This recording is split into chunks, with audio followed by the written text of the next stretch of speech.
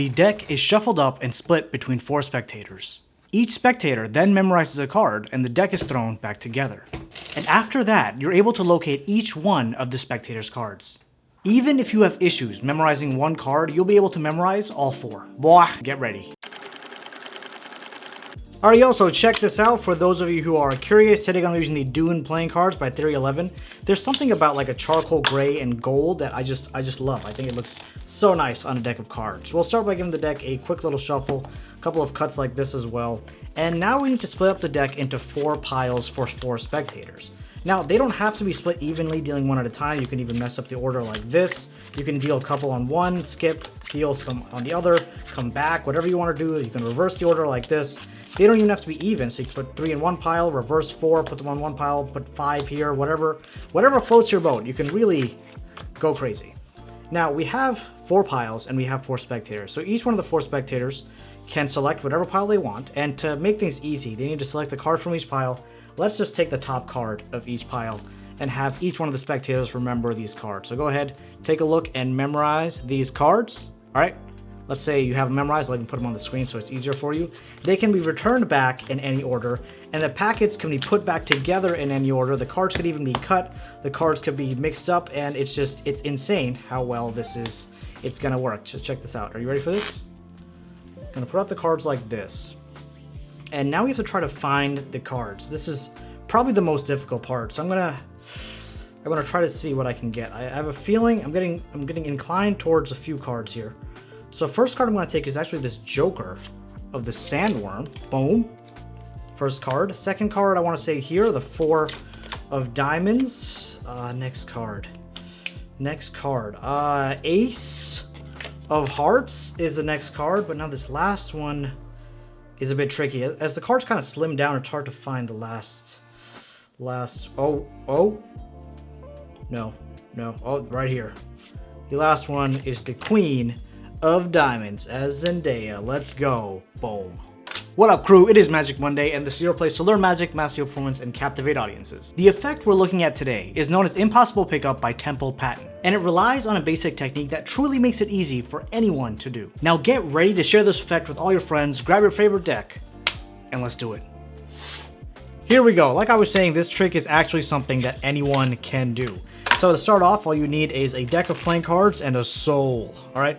And what you got to do is take 4 cards. There is a little bit of a setup required, but I guarantee you it's very simple to pull off. You want to take 4 cards that you can easily remember. And now you don't want to do something very obvious that people can find out, like the 4 kings or like the 4 aces. You want to do a pattern that's easy for you to recognize, but other people won't catch on to it as easily.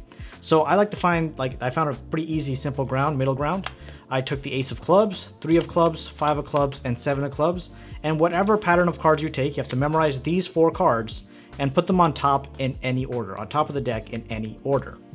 Once that's completed, you're going to take this deck out of the tuck case and you're ready to perform. Now, you want to give the illusion to the spectator that the deck is actually shuffled.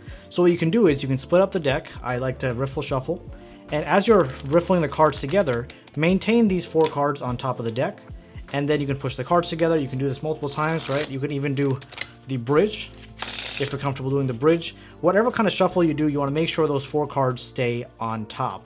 And now one of my favorite things to do is give the deck a false cut. And this one I think looks very believable. So what you can do is, the way to do this is you take the deck, right?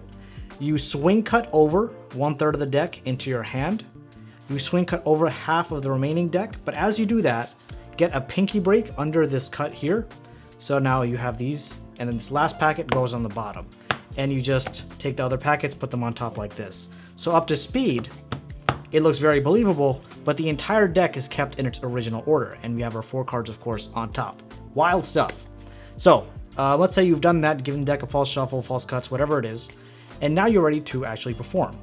So you tell the spectators, and of course, ideally for this trick, you want 4 spectators, if not 4, at least 2.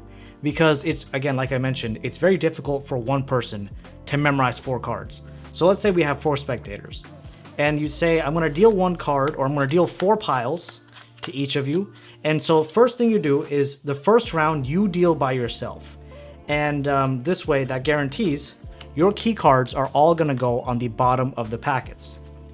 And then I start my second round and I'm like, wait, hold on, you know what? you can do this. I hand the deck over to any one of the spectators, and if you want to make it even more fun, you can split up this packet into 4 packets, give it to each of the other spectators, and they can deal on the other packets as much as they want. And you can tell the spectators as they deal, they can take 3 cards from one pile, they can put 7 on another pile, they can reverse the order, put 3 on another pile, reverse the order 2, and they can take cards from the bottom, put it on any pile.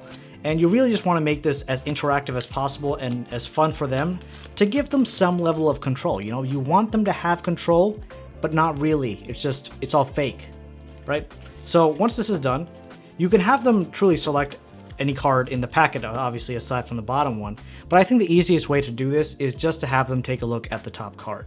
So the top cards of each of the packets, spectator 1, 2, 3, 4, we have the Queen of Spades, 8 of Diamonds, Jack of Hearts, and the 2 of Clubs. I'm not gonna lie to you, I may not remember these cards, but we're gonna do our best, all right?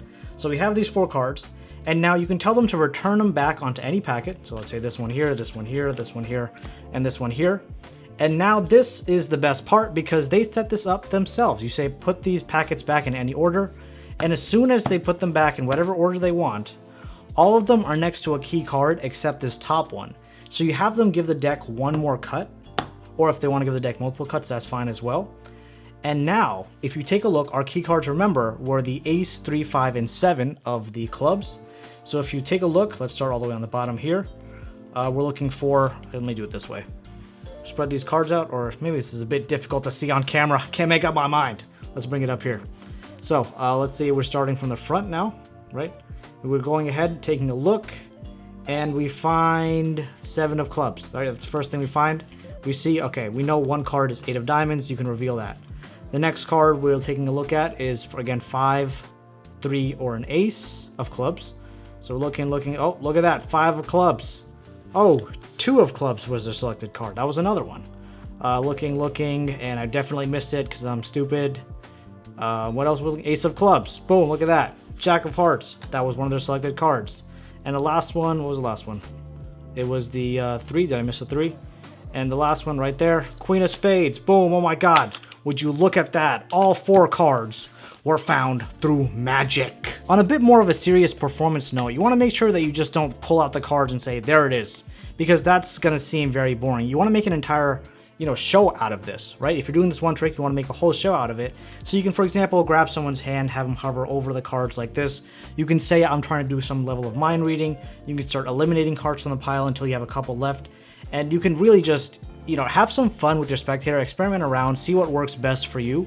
And I guarantee you with this trick and that level of performance, you will blow minds. If you tell me you can't do this, I will walk to your house myself and do it for you. I guarantee you'll be able to fool multiple people simultaneously left and right with this effect. For more stuff you can try out on your friends immediately, click on this video right here.